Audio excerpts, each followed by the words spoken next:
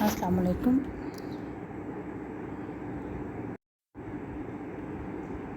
السلام علیکم اسٹوڈنٹس، کیسے ہیں آپ؟ سب ٹھیک ہیں جی؟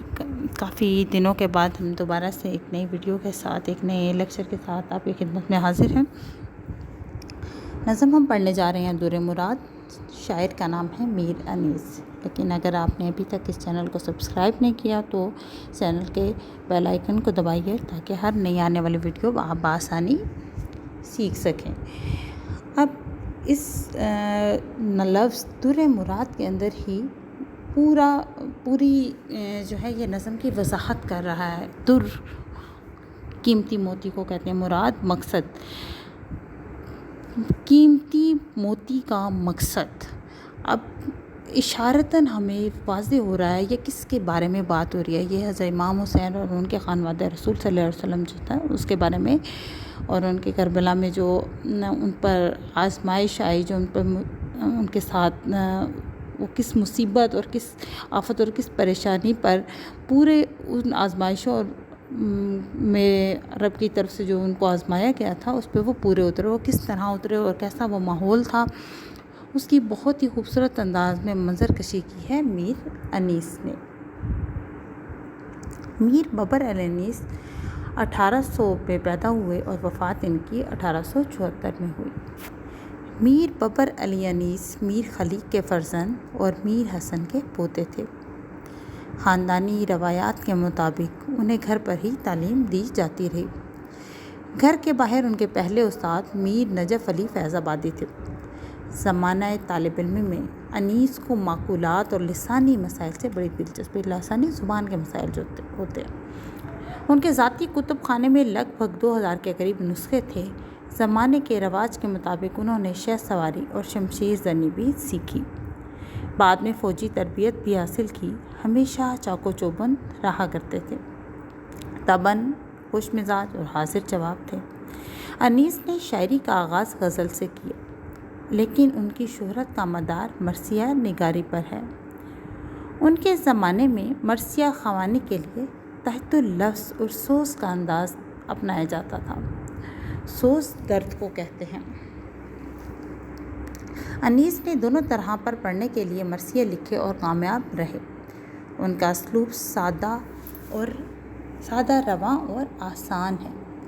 انسانی جذبات کا بیان انہوں نے جس طرح کیا ہے شاید ہی کوئی کر سکے۔ ایک محتاط اندازے کے مطابق ان کے مرثیوں کی تعداد 2000 کے قریب ہے۔ میر انیس کے مرثیے 5 جلدوں میں شائع ہو چکے ہیں۔ انہوں نے مرثیوں کے علاوہ سلام اور رباعیات بھی کہی ہیں۔ ان رباعیات میں بھی ان کا رنگ صوفیانہ ہے، مگر ان کا کمال مرثیے کے فن میں زیادہ کھل کر سامنے آتا ہے۔ مجموعہ کلام کلیات میراثی انیس۔ در مراد نظم پڑھنے ہم جا رہے ہیں۔ جب کربلا میں داخلہ شاہدی ہوا، دشت بلا نمونائے خلد بری ہوا۔ سر جھک گیا فلک کا یہ اوج زمیں ہوا، خورشید محو حسن حسین حسیں ہوا۔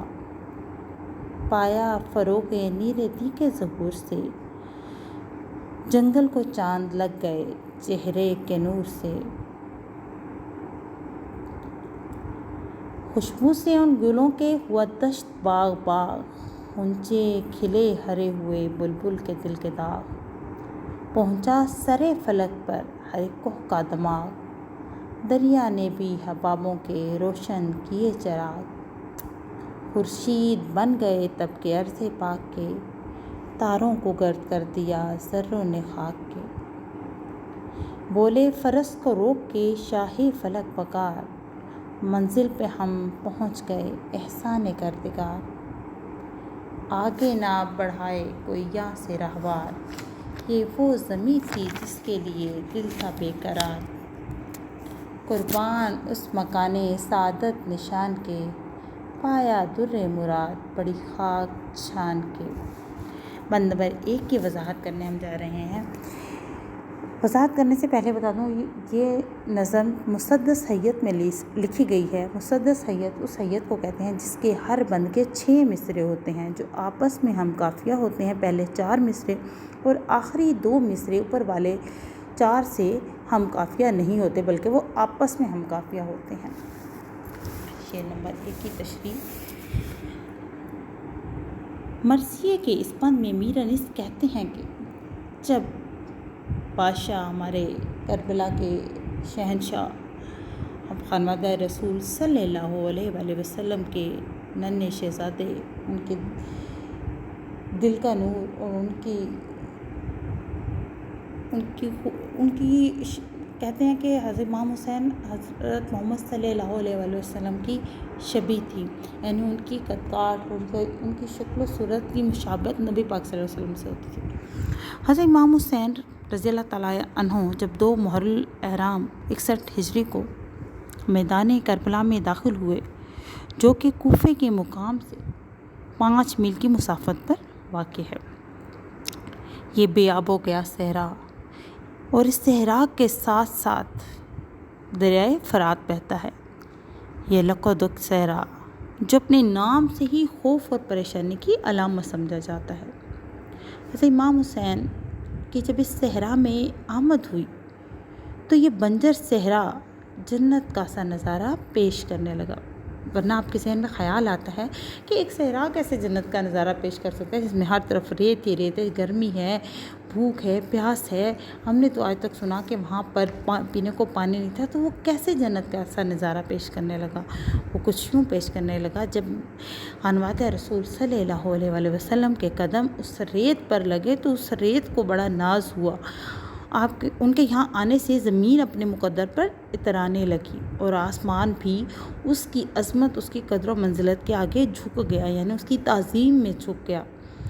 آسمان جسے اپنی وسعت و بلندی پر ناز تھا، آج اس کا یہ غرور ختم ہو گیا، گویا زمین کو آسمان پر برتری حاصل ہو گئی۔ شاعر نے کیا خوبصورت انداز میں اس کا حوالہ دیتے ہوئے کہا ہے: پھولا شفق سے چرخ پہ جب لالا زار صبح، پھولا شفق سے چرخ پہ جب لالا زار صبح، گلزار شب خزاں ہوا آئی بہار صبح۔ جب حضرت امام حسین جو بہت خوبصورت تھے، سورج ان کے حسن کو دیکھ کر دم بخود ہو گیا، وہ اپنے ہوش و حواس کھو بیٹھا۔ آپ رضی اللہ تعالیٰ عنہ کے کربلا میں آمد سے اس سرزمین پر قدم رکھنے سے سرزمین کو ایسا لگتا تھا جیسے وہاں کی ہر شے اب آپ کی محتاج ہو گئی ہو۔ آپ کے چہرے کے نور سے اور اس کی چمک دھمک سے جنگل کی خوبصورتی کو بھی 4 چاند لگ گئے۔ کرنے لگا فلک زار انجم نثار صبح، سرے گرم ذکر حق ہوئے تاج سے گزار صبح، سرے گرم ذکر حق ہوئے تاج سے گزار صبح، تھا چرخ اخضری پہ رنگ آفتاب کا، تھا چرخ اخضری پہ رنگ آفتاب کا، کھلتا ہے جیسے پھول چمن میں گلاب کا۔ یہ تھی بند نمبر 1 کی وضاحت۔ بند نمبر 2 ہے: خوشبو سے ان گلوں کے ہوا دشت باغ باغ، غنچے کھلے ہرے ہوئے بلبل کے دل کے داغ، پہنچا سرے فلک پر ہر ایک کوہ کا دماغ، دریا نے بھی حبابوں کے روشن کیے چراغ، خورشید بن گئے تب کے عرض پاک کے، تاروں کو گرد کر دیا ذروں نے خاک کے۔ شاعر میر انیس نے اس بند میں اہل بیت اور حضرت امام حسین رضی اللہ تعالیٰ عنہ کے لیے گلوں کا لفظ بطور استعارہ استعمال کیا ہے، یعنی یہاں پر بتایا گیا نا گلوں کے خوشبو سے، ورنہ دشت میں پھول کہاں، اور دشت صحرا میں جو پھول ہوتے ہیں ان میں خوشبو کہاں، لیکن یہاں پر مستعار لیا گیا ہے گلوں کا لفظ خانوادہ رسول صلی اللہ علیہ وسلم کے لیے۔ ان دل نشین پھولوں کی خوشبو سے پورا صحرا کھل اٹھتا ہے اور ان کی سوندھی سوندھی خوشبو نے ساری فضا کو معطر کر دیا ہے۔ بلبل جو پھولوں کی دیوانی ہوتی ہے، جب یہ حسین غنچے کھلے تو بلبل کے دکھ بھی تازہ ہو گئے۔ حضرت امام حسین اور ان کے ساتھی جب کربلا میں پہنچے تو ان کی آمد سے صحرا میں ہر طرف بہار چھا گئی۔ ریت کا چھوٹے سے چھوٹا ذرہ اپنی قسمت پر مسرور تھا، کیونکہ ان ذروں کو حضرت امام حسین کے قدموں نے چھوا تھا۔ ان کے مبارک قدموں نے صحرا میں پھول بکھیر دیے۔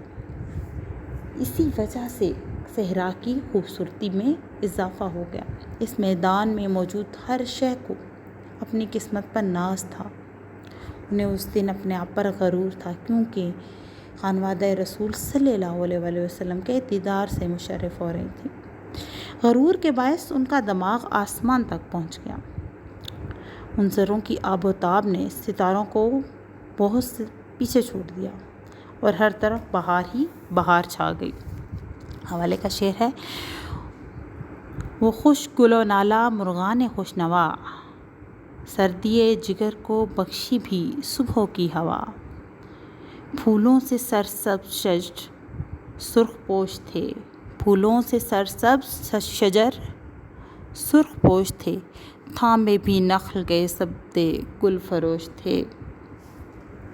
یہ تھا آپ کا آج کا لیکچر۔ اگر آپ نے ابھی تک چینل کو سبسکرائب نہیں کیا تو بیل آئیکن کو دبائیے، اور تاکہ ہر نئی آنے والی ویڈیو کو آپ آسانی دیکھ سکیں اور نئی سے نئی معلومات سے آپ کو آگاہی حاصل ہوتی رہے۔ اپنا بہت سارا خیال رکھیں، ہاتھوں کو بار بار دھوئیں، کووڈ کا ٹائم ہے اپنا اور اپنے پیاروں کی صحت کا خیال رکھیں۔ فی امان اللہ، انشاءاللہ نئی ویڈیو کے ساتھ دوبارہ حاضر ہوں گے۔ اللہ حافظ۔